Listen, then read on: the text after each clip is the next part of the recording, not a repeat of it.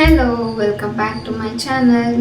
ಇವತ್ತು ನಮ್ಮ ಮಮ್ಮಿ ನಮ್ಮ ಅಣ್ಣ ಬರ್ತಿದ್ದಾರೆ. ಅದಕ್ಕೆ ಇವಾಗ ಯಶು ಚಿಕನ್ ತಗೊಬರಕ್ಕೆ ಹೋಗಿದೆ.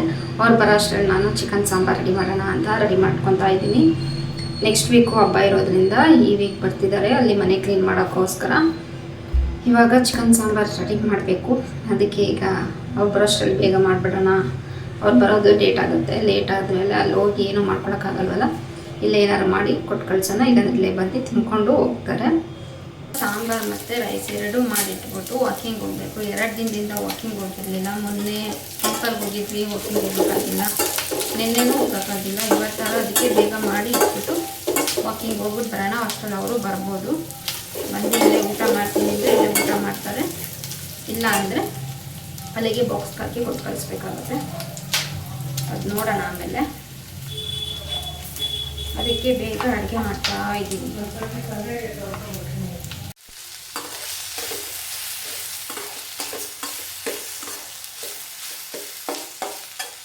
ನಾನು ತರಿಸಿರೋದು ಮೊಟ್ಟೆ ಕೋಳಿ. ಇದನ್ನ ಗಟ್ಟಿ ಕೋಳಿ ಅಂತಲೂ ಕರೀತಾರೆ. 2 ಕೋಳಿ ಇದೆ.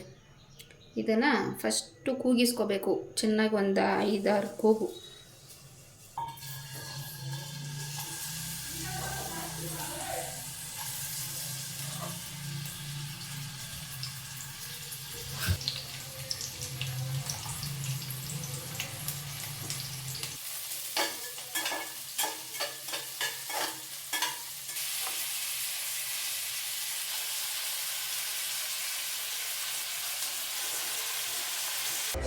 ಊಟ ಎಲ್ಲ ಮುಗಿಸಿ ನನ್ನ ಕಿಚನ್ ಫುಲ್ ಕ್ಲೀನ್ ಆಗಿದೆ. ಪ್ರತಿದಿನ ಏನು ಮಾಡ್ತೀನೋ ಬಿಡ್ತೀನೋ, ಒಟ್ಟಿನ ಕಿಚನ್ ಕ್ಲೀನಿಂಗ್ ಮಾತ್ರ ಮುಗಿಸ್ಬಿಟ್ಟೆ ಮಲ್ಕೊಳ್ಳೋದು. ಅಪರೂಪದಲ್ಲಿ ಅಪರೂಪ ನನಗೆ ಮಲ್ಕೊಳ್ಳೋದು. ನಿಂಬೆಹಣ್ಣು ಜ್ಯೂಸ್ ಕೇಳ್ತು, ರೆಡಿಯಾಗಿದೆ. ತೊಗೊಂಡೋಗಿ ಕೊಟ್ಬಿಟ್ಟು ನಾನು ಕುಡಿದ್ಬಿಟ್ಟು ಮಲ್ಕೋಬೇಕು. ಇವತ್ತಿಂದ ಫಸ್ಟ್ ಟೈಮ್ ಕೇಸರಿ ಕುಡಿಯೋಕ್ಕೆ ಸ್ಟಾರ್ಟ್ ಮಾಡಿದ್ದೀನಿ. ಹೋಗುತ್ತೆ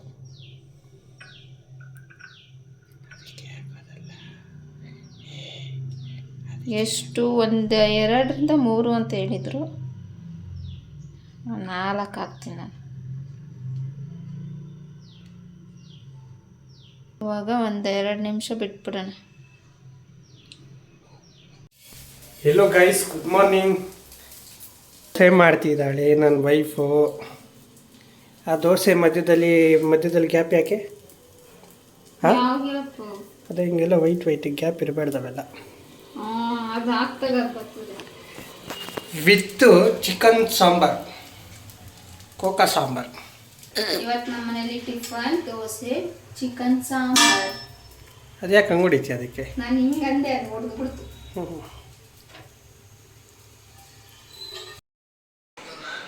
ನಾನಿವಾಗ ಇಲ್ಲಿ ಬಾದಾಮ್ ಕೋಲ್ಡ್ ಡ್ರಿಂಕ್ ಮಾಡೋಣ ಅಂತ ಮಾಡ್ತಾ ಇದ್ದೀನಿ. ಅದಕ್ಕೆ ಇಲ್ಲಿ ಹಾಲು ಕಾಯೋಕೆ ಇಟ್ಟಿದ್ದೀನಿ. ಇದು ಹಾಲು ಚೆನ್ನಾಗಿ ಕಾಯಬೇಕು. ಇವಾಗ ಇದರಲ್ಲಿ 5 ಹಾಕ್ಕೊಂಡು ಬಾದಾಮಿ ಎಲ್ಲ ಚಾಪ್ ಮಾಡ್ಕೊಳ್ಳೋಣ.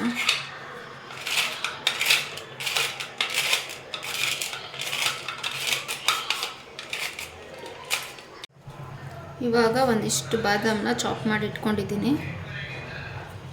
ಇದಕ್ಕೆ ಸಕ್ಕರೆ ಹಾಕ್ಕೊಳ್ಳೋಣ. ಸಕ್ಕರೆ ಸ್ವಲ್ಪ ಹಾಕ್ಕೊಂಡು ಆಮೇಲೆ ಬೇಕಾದರೆ ಎಷ್ಟು ನೋಡಿಕೊಂಡು ಸ್ವೀಟ್ನ ಆಮೇಲೆ ಹಾಕ್ಕೋಬೋದು. ಇವಾಗ ನಾನು ಸ್ವಲ್ಪ ಹಾಕ್ಕೋತಾ ಇದ್ದೀನಿ. ಹಾಗೆ ಸ್ವಲ್ಪ ಕೇಸರಿ ಹಾಕ್ಕೋತಾ ಇದ್ದೀನಿ. ಕೇಸರಿ ಇಲ್ಲ ಅಂದರೆ ಯೆಲ್ಲೋ ಕಲರ್ ಹಾಕ್ಕೋಬೋದು.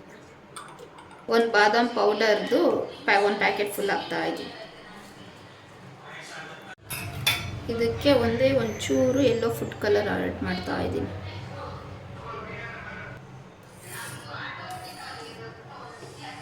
ಒಂದು 10 ನಿಮಿಷ ಚೆನ್ನಾಗಿ ಕುದಿಸ್ಕೋಬೇಕು, ಅದು ತಿಕ್ಕಾಗೋವರೆಗೂ. ಫೈನಲಾಗಿ ಒಂದು ಸ್ವಲ್ಪ ಏಲಕ್ಕಿ,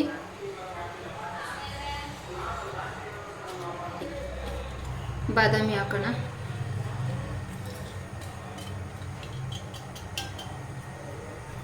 ಇವಾಗ ಇದು ರೆಡಿಯಾಗಿದೆ. ಇದು ಬಿಸಿ ಆರೋವರೆಗೂ ಆಚೆನೇ ಇಟ್ಬಿಟ್ಟು ಆಮೇಲೆ ಫ್ರಿಜ್ಜಿಗೆ ಇಟ್ಬಿಟ್ಟು ಕೂಲ್ ಆದಮೇಲೆ ಕುಡಿಯೋದು.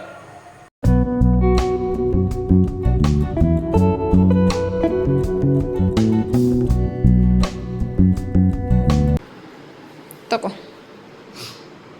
ಇನ್ನೂ ಬಿಸಿ ಆಯ್ತು. ಅದಿನ್ನೂ ಆರಬೇಕು.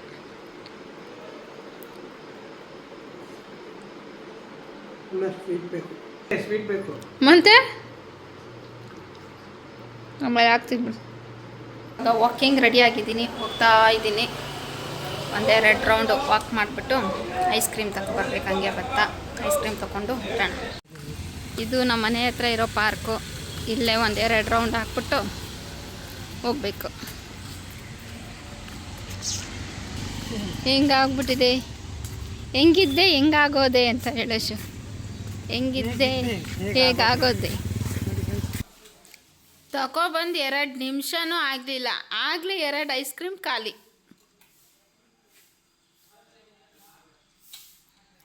ಇದ್ಯಾವುದು? ಡೋನಟ್ಟು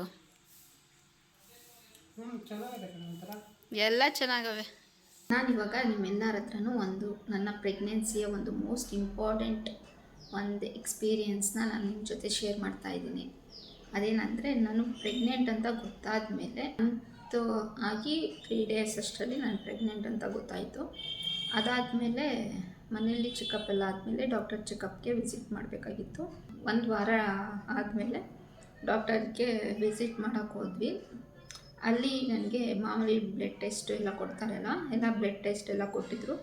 ಬ್ಲಡ್ ಟೆಸ್ಟ್ ಎಲ್ಲ ಮಾಡಿಸಿ ಎಲ್ಲ ಆದಮೇಲೆ ಆವಾಗ ನನಗೆ ಗೊತ್ತಾಗಿದ್ದು ನನ್ನ ಬಾಡೀಲಿ ಹಿಮೋಗ್ಲೋಬಿನ್ ತುಂಬ ಕಡಿಮೆ ಇದೆ ಅಂತ. ಅದು ಎಷ್ಟಿದೆ ಅಂದರೆ 5.8 ಇತ್ತು. ಅದು ಪ್ರೆಗ್ನೆನ್ಸಿಲಿ 5.8 ಇರೋದು ತುಂಬ ಅಂದರೆ ತುಂಬ ಕಡಿಮೆ.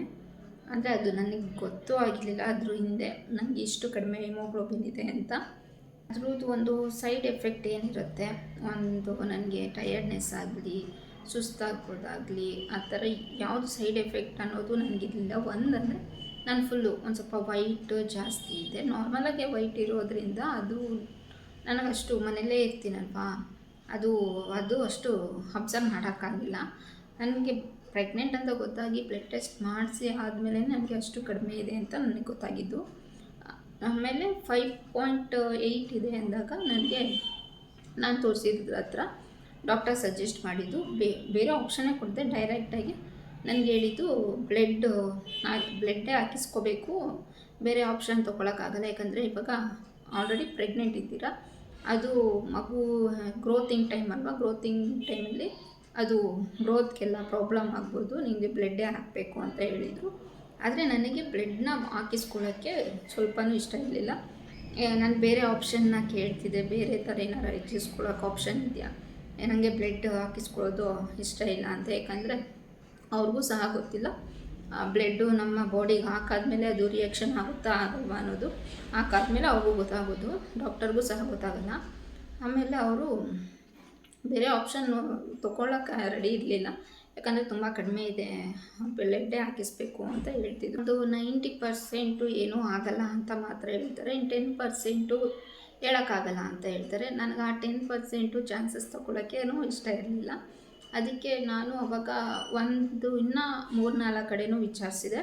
ಅವರು ಒಬ್ಬೊಬ್ಬರು 1 ಮಂತು ಡಯಟ್ ಪ್ಲ್ಯಾನ್ ಮಾಡಿ, ಆಮೇಲೆ ಬೇಕಾದ್ರೆ ಇದಾಗಿಲ್ಲ ಅಂದರೆ ಇನ್ಕ್ರೀಸ್ ಆಗಿಲ್ಲ ಅಂದರೆ ಬ್ಲಡ್ಡೇ ಹಾಕಬೇಕಾಗುತ್ತೆ ಅಂತ ಆಪ್ಷನ್ ಕೊಡ್ತಾರೆ. ಆದರೆ ನನಗೆ ಭಯ, ಏನು ಮಾಡೋದು ಈ ಟೈಮ್ಗೆ, ಈ ಥರ ಎಲ್ಲ ನಾರ್ಮಲ್ ಆಗಿದ್ದು, ಈ ಬ್ಲಡ್ದೊಂದೇ ನನಗೆ ಪ್ರಾಬ್ಲಮ್ ಅಂತ ಆಗಿದ್ದು. ಸ್ಕ್ಯಾನಿಂಗ್ ಇದ್ದು ಆಮೇಲೆ ಮಗು ಬೇಕು ಅಂತ ಅಂದ್ಕೊಂಡು ಆಮೇಲೆ ಅದು 1 ವರ್ಷದ ಮೇಲೆ ತಗೊಂತು ನನಗೆ ಕನ್ಫರ್ಮ್ ಆಗೋಕ್ಕೆ. ಅದಕ್ಕೆ ಇಷ್ಟು ದಿನ ಆದಮೇಲೆ ಆಗಿದೆ. ಅದು ನನ್ನ ಚಾನ್ಸ್ ತೊಗೊಳಕ್ಕೆ ಇಷ್ಟ ಆಗಿಲ್ಲ. ಅದಕ್ಕೆ 4-5 ಕಡೆ ತೋರಿಸಿದ್ವಿ, ಎಲ್ಲನೂ ಒಂದೊಂದು ಆಪ್ಷನ್ ಹೇಳೋರು, ನನಗದು ಸೆಟ್ ಆಗ್ತಾ ಇರಲಿಲ್ಲ. ಆಮೇಲೆ ಲಾಸ್ಟ್ ಆಪ್ಷನ್ ಅಂದರೆ, ಫಸ್ಟು ನಾನು ಒಬ್ಬರು ಡಾಕ್ಟರ್ ಹತ್ರ ತೋರಿಸ್ತಿದ್ದೋ, ಅಲ್ಲಿಗೆ ಹೋಗೋಣ, ಅಲ್ಲಿ ಏನು ಹೇಳ್ತಾರೆ ಅದೇ ನಮ್ಮದು ಕನ್ಫರ್ಮ್ ಮಾಡೋಣ. ಯಾಕಂದರೆ ಅವರು ಈಗ ಇಷ್ಟೊಂದು ಹತ್ರ ಕೇಳಿದ್ದೀವಿ, ಇಲ್ಲೆಲ್ಲ ಅದೇ ಆಪ್ಷನ್ ಹೇಳ್ತಾರೆ, ಅಲ್ಲಿ ಅವ್ರು ಏನು ಹೇಳ್ತಾರೆ ಅದೇನೇ ನಾವು ಫಾಲೋ ಮಾಡೋಣ ಅಂದ್ಕೊಂಡು ಹೋದ್ವಿ. ಅಲ್ಲಿಗೆ ಹೋದ್ಮೇಲೆ ಅವ್ರು ಹೇಳಿದ್ದು, ನಂದು ಫಸ್ಟು ಎಲ್ಲ ನಾನು ಚೆಕಪ್ ಮಾಡಿಸಿದ್ನಲ್ಲ ಬ್ಲಡ್ಡು, ಅದೆಲ್ಲ ಚೆಕ್ ನೋಡಿಬಿಟ್ಟು ರಿಪೋರ್ಟ್ನ ಅವ್ರು ಹೇಳಿದ್ದು, ನಿನ್ನ ಕಡಿಮೆ ಇದೆ, ಅದು ಕಡಿಮೆನೇ ತುಂಬ ಪ್ರೆಗ್ನೆನ್ಸಿ ಟೈಮಲ್ಲಿ. ಆದರೆ ಏನು ಮಾಡೋಣ ಅಂದರೆ, ಏನಕ್ಕೆ ಕಡಿಮೆ ಆಗಿದೆ ನಿನ್ನ ಬಾಡೀಲಿ ಅದು ರೀಸನ್ ತಿಳ್ಕೊಬೇಕು, ಅದಕ್ಕೊಂದು ಟೆಸ್ಟ್ ಕೊಡ್ತೀನಿ, ಆ ಟೆಸ್ಟ್ ಮಾಡಿಸ್ಕೊಂಡು ಬಾ, ಅದು ಮೇಲೆ ನಾನು ಡಿಸೈಡ್ ಮಾಡ್ತೀನಿ ಏನು ಮಾಡೋದು ಅಂತ ಅಂದರು. ಆಮೇಲೆ ನಾವು ಅದನ್ನು ಇವಾಗೇ ಕೊಟ್ಬಿಡು, ನೆಕ್ಸ್ಟು 3 ಡೇಸ್ 4 ಡೇಸ್ ತೊಗೊಳುತ್ತೆ ಅದು ರಿಪೋರ್ಟ್ ಬರೋದಕ್ಕೆ ಅಂತ. ಅವತ್ತೇ ಬರಬೇಕಾದ್ರೆ ನಾವು ಬ್ಲಡ್ ಟೆಸ್ಟಿಗೆ ಕೊಟ್ಬಿಟ್ಟು ಬಂದ್ವಿ. ಅದು 4 ಡೇಸ್ ಆದಮೇಲೆ ಬಂತು. ಅದನ್ನ ತೊಗೊಂಡೋಗಿ ತೋರಿಸಿದ ಮೇಲೆ ಅವ್ರು ಹೇಳಿದ್ದು ಏನಂತ, ನನಗೆ ಐರನ್ ಕಂಟೆಂಟು ಬಾಡಿಲಿ ಕಡಿಮೆ ಇದೆ, ಅದಕ್ಕೆ ನನಗೆ ಬ್ಲಡ್ಡು ಜಾಸ್ತಿ ಇಲ್ಲ, ಐರನ್ ಕಂಟೆಂಟ್ ಕಡಿಮೆ ಇರೋದ್ರಿಂದ ಇದಕ್ಕೆ ಬ್ಲಡ್ಡೇ ಹಾಕೋ ಆಪ್ಷನ್ ಏನು ಬೇಕಾಗಿಲ್ಲ, ಐರನ್ ಡ್ರಿಪ್ಸು ಐರನ್ ಇಂಜೆಕ್ಷನ್ ಕೊಡ್ತೀನಿ, ಅದರಿಂದ ನೋಡೋಣ, ಅದರಿಂದ ಹೆಚ್ಕೊಳ್ಳುತ್ತೆ, ಬೇರೆ ಏನು ಪ್ರಾಬ್ಲಮ್ ಇಲ್ಲ ಅಂತ ಹೇಳಿದರು. ನಾಳೆನೇ ಬಂದು ಹಾಕಿಸ್ಕೊಳ್ಳಿ, ಅಡ್ಮಿಂಟ್ ಆಗಿ ಅಂತ ಹೇಳಿದರು. ನಾವು ಸರಿ ಆಯಿತು ಅಂದ್ಬಿಟ್ಟು ಅಡ್ಮಿಷನ್ಗೆಲ್ಲ ಓಕೆ ಮಾಡಿಬಿಟ್ಟು ಬಂದ್ವಿ. ನೆಕ್ಸ್ಟ್ ಡೇ ಅದು ಕ್ಯಾಲ್ಕುಲೇಟ್, ನಿನ್ನ ಬಾಡಿ ವೆಯ್ಟ್ಗೆ ಕ್ಯಾಲ್ಕುಲೇಟ್ ಮಾಡಿ ಹಾಕಬೇಕು, ಎಷ್ಟು ಡೋಸ್ ಹಾಕಬೇಕು ಅಂತ ಅಂದ್ಬಿಟ್ಟು ನೆಕ್ಸ್ಟ್ ಡೇಗೆ ಹೋದ್ವಿ. ಅವರು ನನ್ನ ಬಾಡಿ ವೆಯ್ಟ್ ಎಲ್ಲ ನೋಡಿ ಅವರು 2 ಇಂಜೆಕ್ಷನ್ ಕೊಟ್ಟರು ನನಗೆ ಡ್ರಿಪ್ಸಲ್ಲಿ. ಐರನ್ ಇಂಜೆಕ್ಷನ್ 2 ಕೊಟ್ಟರು ಡ್ರಿಪ್ಸಲ್ಲಿ. ಅದು 10 ಮಿನಿಟ್ಸ್ ಕೊಟ್ಟಾದಮೇಲೆ ರಿಯಾಕ್ಷನ್ ಆಗುತ್ತಾ ಆಗಲ್ವ ನೋಡಿಬಿಟ್ಟು, ಏನೂ ರಿಯಾಕ್ಷನ್ ಆಗಿಲ್ಲ ಅಂದಮೇಲೆ ಫುಲ್ಲು ಕೊಟ್ಟರು. ಏನೂ ರಿಯಾಕ್ಷನ್ ಆಗಿಲ್ಲ, ಏನೂ ಆಗಿಲ್ಲ. ಫಸ್ಟು ಹೋಗಿ ಡಾಕ್ಟರ್ ಹತ್ರ ಬ್ಲಡ್ಡು ಹಾಕಿಸ್ಕೊಳ್ಳೇಬೇಕು ಅಂತ ಹೇಳಿದರು. ಆಮೇಲೆ ಅದು ರೀಸನ್ಗೂ ಅವರು ಟೆಸ್ಟಿಗೆ ಕೊಟ್ಟಿದ್ದರು. ಅದೇ ನೀವು ಬಂದು ನಾಳೆ ಅಡ್ಮಿಟ್ ಆಗಿಬಿಡಿ, ನೀವು ಬ್ಲಡ್ಡು ಹಾಕಿಸ್ಕೊಳ್ಳೋಕ್ಕೇನು ಪ್ರೋಸೆಸ್ ನಡೆಸಬೇಕು ಅದೆಲ್ಲ ಮಾಡ್ಕೊಳ್ಳಿ, ಅದ್ರ ಬ್ಲಡ್ ಟೆಸ್ಟು ಬರುತ್ತೆ, ಅದು ನಿಧಾನಕ್ಕೆ ಅಂತ ಹೇಳಿದರು. ಇವರು ಫಸ್ಟೇ ರೀಸನ್ ಏನಕ್ಕೆ ಅಂತ ತಿಳ್ಕೊಂಡು ಆಮೇಲೆ ನನಗೆ ಹಾಕಿದ್ದು. ಅದು ಬ್ಲಡ್ ಎಲ್ಲ ಆದಮೇಲೆ, ಅದು ಇಂಜೆಕ್ಷನ್ ಎಲ್ಲ ತೊಗೊಂಡಾದಮೇಲೆ ಅವ್ರು ಹೇಳಿದ್ದು 1 ವೀಕ್ ಆದಮೇಲೆ 15 ಡೇಸ್ ಆದಮೇಲೆ ಎಲ್ಲೂ ಚೆಕ್ ಮಾಡ್ಸೋಕೆ ಹೋಗಬೇಡಿ, ಹೆಚ್ಚಿದೆಯಾ ಏನು ಅಂತ ನೋಡೋಕ್ಕೋಸ್ಕರ ಚೆಕ್ ಮಾಡಿಸೋದು ಆ ಥರ ಎಲ್ಲ ಬೇಡ, 1 ಮಂತ್ ಕಂಪ್ಲೀಟ್ ಆಗಲಿ, 1 ಮಂತ್ ಆದಮೇಲೆ ಹಿಮೋಗ್ಲೋಬಿನ್ ಎಷ್ಟಿದೆ ಅಂತ ಚೆಕ್ ಮಾಡಿಸ್ಕೊಂಡು ಬನ್ನಿ ಅಂತ ಹೇಳಿದರು. ನಾವು 1 ಮಂತ್ ಆಗೋವರೆಗೂ ವೆಯ್ಟ್ ಮಾಡಿದ್ವಿ. 1 ಮಂತ್ ಆದಮೇಲೆ ನಾನು ಅಂದ್ಕೊಂಡಿದ್ದು ಒಂದು 8 ಬಂದ್ರೂ ಸಾಕು, ಸ್ಟಾರ್ಟಿಂಗ್ ಸ್ಟೇಜ್ ಆಗಿರೋದ್ರಿಂದ ಒಂದು 8 ಬಂದರೂ ಅಷ್ಟು 9 ಮಂತ್ ಅಷ್ಟರಲ್ಲಿ ಹೆಂಗೋ ರಿಕವರಿ ಮಾಡಿಬಿಡ್ಬೋದು ಅಂದ್ಕೊಂಡು ಒಂದು 8 ಬರಲಿ ಅಂತಲೇ ಅಂದ್ಕೊಂಡಿದ್ದೆ. ಆದಮೇಲೆ ಅದ್ರ ಜೊತೆಗೆ ಡಯಟ್ ಪ್ಲ್ಯಾನು ಕೂಡ ಕೊಟ್ಟಿದ್ದರು ನನಗೆ. ಆ ಡಯಟ್ ಪ್ಲ್ಯಾನ್ನ ಕರೆಕ್ಟಾಗಿ ಫಾಲೋ ಮಾಡಿ ಆಮೇಲೆ ನನಗೆ 1 ಮಂತ್ ಆದಮೇಲೆ ಚೆಕಪ್ಗೆ ಹೋದಾಗ ನನಗೆ ಹಿಮೋಗ್ಲೋಬಿನ್ 10.4 ಬಂತು. ಅವಾಗ ಫುಲ್ ಖುಷಿ ಇದೆ, ಯಾಕಂದರೆ 8 ಬಂದರೂ ಸಾಕಪ್ಪ ಅಂದ್ಕೊಂಡಿದ್ದೆ, ಅದರಲ್ಲಿ 10 ಬಂದಿತ್ತು. ಅವಾಗ ಆಮೇಲೆ 2 ಮಂತ್ಸ್ ಮತ್ತು ಅದು ಏನು ಇನ್ಕ್ರೀಸೇ ಆಗಿಲ್ಲ, 10 ಇತ್ತು. ಮತ್ತು ಅದೇ ಡಯಟ್ ಪ್ಲ್ಯಾನ್ನ ನಾನು ಕಂಟಿನ್ಯೂ ಮಾಡಿಕೊಂಡೇ ಬಂದೆ. ಅದಾದಮೇಲೆ ನನಗೆ ನಂದು ಇವಾಗ 7th ಮಂತ್ ರನ್ನಿಂಗ್ ಇದೆ. ಇವಾಗ ಚೆಕ್ ಮಾಡಿಸಿದಾಗ ನಾನು 12.7 ಬಂದಿದೆ. ಸೇಮ್ ನಾನೇನು ಡಯಟ್ ಪ್ಲ್ಯಾನ್ ಮಾಡ್ತಿದ್ದೆ ಅದೇನೇ ಫಾಲೋ ಮಾಡ್ಕೊಂಡು ಬಂದಿರೋದು. ಇವಾಗ 12.7 ಬಂದಿದೆ. ನನ್ನ ಹಿಮೋಗ್ಲೋಬಿನ್ನು 7 ಮಂತ್ಗೆ ಕರೆಕ್ಟಾಗಿ ಕಂಪ್ಲೀಟಾಗಿ ನಾರ್ಮಲ್ ಸ್ಟೇಜಿಗೆ ಬಂದಿದೆ. ಪ್ರೆಗ್ನೆನ್ಸಿಲಿ ಫಸ್ಟು ಪ್ರಾಬ್ಲಮ್ ಅಂತ ಅನುಭವಿಸಿದ್ದು ಈ ಹಿಮೋಗ್ಲೋಬಿನ್ ಪ್ರಾಬ್ಲಮ್. ಅದು ಬಿಟ್ಟರೆ ಬೇರೆ ಎಲ್ಲ ನಾರ್ಮಲ್ ಇತ್ತು, ಏನೂ ತೊಂದರೆ ಇರಲಿಲ್ಲ. ಹಿಮೋಗ್ಲೋಬಿನೇ ಇಂಪಾರ್ಟೆಂಟು ಪ್ರೆಗ್ನೆನ್ಸಿಯಲ್ಲಿ, ಅದೇ ನನಗೆ ಪ್ರಾಬ್ಲಮ್ ಆಗಿತ್ತು. ಅದೇ ಎಷ್ಟೊಂದು ಜನಕ್ಕೆ ಈಗ ಫಸ್ಟ್ ಸ್ಟಾರ್ಟಿಂಗ್ ಏನೇ ಒಂದು ಪ್ರಾಬ್ಲಮ್ ಅಂತ ಬಂದರೆ ನಾವು ಸಡನ್ನಾಗಿ ನೋಡಿದ್ದು ಯೂಟ್ಯೂಬಲ್ಲಿ ಏನಾರ ರೀಸನ್ ಇರುತ್ತಾ, ಏನಾರ ಸೊಲ್ಯೂಷನ್ ಇರುತ್ತಾ ಅಂತ ನಾವು ಚೆಕ್ ಮಾಡ್ತೀವಿ ಜಾಸ್ತಿ. ಅದೇ ಥರ ನಾನು ಮಾಡಿದ್ದೆ. ಆದರೆ ನನ್ನ ಪ್ರಾಬ್ಲಮ್ಗೆ ಸಜೆಷನ್ ಕೊಡೋ ಥರ 5 ಎಲ್ಲರಿಗೂ ಕಡಿಮೆ ಇರುತ್ತಂತೆ, 7, 8 ಆ ಥರ ಇರೋದನ್ನ ನೋಡಿದ್ದೆ. ನನಗೆ ಇದು 5 ಅಂತ ತುಂಬ ಕಡಿಮೆ. ಆ ಥರ ಇದ್ದು ಅದು ಬೇರೆ ಥರ ಏನೋ ಆಪ್ಷನಿಂದ ನಾನು ರಿಕವರಿ ಮಾಡ್ಕೋಬೋದು ಅನ್ನೋದು ನನಗೆ ನನಗೆ ಯೂಟ್ಯೂಬಿಂದನೂ ಸಿಗ್ತಾ ಇರಲಿಲ್ಲ. ಯೂಟ್ಯೂಬೇ ಮೇನಲ್ಲ, ಡಾಕ್ಟರ್ ಏನು ಹೇಳ್ತಾರೆ ಅದು ಇಂಪಾರ್ಟೆಂಟು. ಆದರೆ ಅವ್ರು ಹೇಳಿದ್ದು ಬ್ಲಡ್ ಹಾಕಿಸ್ಕೋಬೇಕು ಅನ್ನೋದು ಮಾತ್ರ ನನಗೆ ಒಂಚೂರು ಇಷ್ಟ ಇರಲಿಲ್ಲ. ಅದೇ ಏನು ಮಾಡೋಕ್ಕಾಗಲ್ಲ, ಅದೊಂದು ಭಯ ಇರುತ್ತಲ್ಲ. ನಿಮಗೂ ಎಷ್ಟೊಂದು ಜನಕ್ಕೆ ಈ ಥರ ಪ್ರಾಬ್ಲಮ್ಗಳಿದ್ದರೆ ಏನು ಮಾಡಬೇಕು ಅಂತಂದರೆ ತಲೆ ಕೆಡಿಸ್ಕೊಳ್ಳೋವಂಥ ಅವಶ್ಯಕತೆ ಇಲ್ಲ. ರೀಸನ್ ಮಾತ್ರ ಇಂಪಾರ್ಟೆಂಟು. ಏನೋ ಕಡಿಮೆ ಆಗಿದೆ ನಿಮ್ಮ ಬಾಡಿಲಿ ಅನ್ನೋದು ತಿಳ್ಕೊಬೇಕು. ಅದು ತಿಳ್ಕೊಂಡ ಮೇಲೆ ಅವ್ರು ಏನು ಹೇಳ್ತಾರೆ ಅದನ್ನ ಫಾಲೋ ಮಾಡಿದ್ರೆ ಆರಾಮಾಗಿ ನಮ್ಮದು ಬ್ಲಡ್ ರಿಕವರಿ ಮಾಡ್ಕೋಬೋದು. ಇವಾಗ ನನಗೂ ಹಂಗೆ ಆಗಿದೆ, ನನ್ನ ಬ್ಲಡ್ ಫುಲ್ಲು ರಿಕವರಿ ಆಗಿದೆ. ಇವಾಗ ನಾರ್ಮಲಾಗಿದ್ದೀನಿ. ಆಮೇಲೆ ಫಸ್ಟು ನಾರ್ಮಲಾಗೇ ಇದ್ದೆ, ನನಗೇನು ಪ್ರಾಬ್ಲಮ್ ಅಂತ ಇರಲಿಲ್ಲ. ಅದೇ ಬ್ಲಡ್ ಲಾಸ್ ಇತ್ತು, ಅಷ್ಟು ಕಡಿಮೆ ಇತ್ತು ಅನ್ನೋದು ಬಿಟ್ಟರೆ ನನಗೆ ಬೇರೆ ಏನೂ ತೊಂದರೆ ಇರಲಿಲ್ಲ, ಆರಾಮಾಗೇ ಇದ್ದೆ. ಇವಾಗೂ ಅಷ್ಟೇ ನಾನು ಆರಾಮಾಗೇ ಇದ್ದೀನಿ. ಇವಾಗ ಎಲ್ಲ ಕೂಡ ನನ್ನ ಪ್ರೆಗ್ನೆನ್ಸಿದು ಏನು ಸ್ಕ್ಯಾನ್ ಇದೆ ಎಲ್ಲ ಇದೆ, ಎಲ್ಲ ನಾರ್ಮಲ್ ಇದೆ, ಏನೂ ತೊಂದರೆ ಇಲ್ಲ.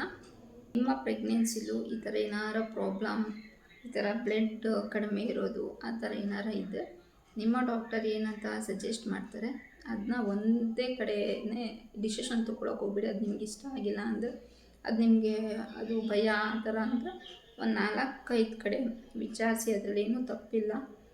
ಏನು ಹೇಳ್ತಾರೆ ಅದನ್ನ ನಾವು ಡಿಸೈಡ್ ಮಾಡ್ಕೋಬೋದು. ಯಾಕಂದರೆ ಒಂದೇ ತಾವು ಡಿಸೈಡ್ ಮಾಡಿ ಈಗ ನಾನು ಅವರು ಹೇಳಿದ ತಕ್ಷಣ ನಾನು ನೆಕ್ಸ್ಟ್ ಡೇನೇ ಹೋಗಿ ನಾನು ಬ್ಲಡ್ ಹಾಕಿಸ್ಕೊಂಡಿದ್ರೆ ಅದು ನನ್ನ ಬಾಡಿಗೆ ರಿಯಾಕ್ಷನ್ ಆಗ್ತಿರ್ಲಿಲ್ವೋ ನನಗೆ ಗೊತ್ತಿರಲಿಲ್ಲ. ನನ್ನ ಫೈನಲಿ ಇವಾಗ ನನ್ನ ಬ್ಲಡ್ಡು ಆರಾಮಾಗಿ ರಿಕವರಿ ಆಗಿದೆ. ನನ್ನ ಡಯಟ್ ಪ್ಲ್ಯಾನಲ್ಲಿ ಏನು ತೊಗೊಂಡಿದ್ದು ಅಂದರೆ ಜಾಸ್ತಿ ಕ್ಯಾರೆಟು, ಬೀಟ್ರೋಟು, ಪಾಲಕ್ಕು ಮತ್ತು ಬ್ಲಡ್ ಬರುತ್ತಲ್ಲ ಅದು ಫ್ರೈ ಮಾಡಿಕೊಂಡು ತಿನ್ನೋದು, ಇದು ಜಾಸ್ತಿ ಯೂಸ್ ಮಾಡ್ತಿದ್ದೆ.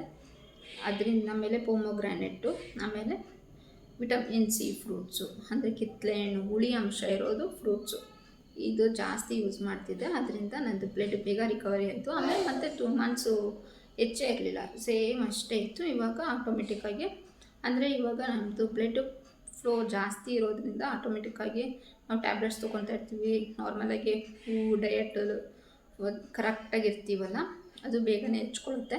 ನಂದು ಹಾಗೆ ಹೆಚ್ಕೊಂತು. ನಾನು ಇಷ್ಟ ಆಗುತ್ತೆ ಅಂತ ನನಗೆ ಗೊತ್ತಿರಲಿಲ್ಲ. ಅಲ್ಲೋಗಿ ಚೆಕ್ ಮಾಡಿ ಆದಮೇಲೆ ನಂದು 12.7 ಅಂತ ಹೇಳಿದ ತಕ್ಷಣ ನನಗೆ ಫುಲ್ ಖುಷಿ ಆಯಿತು.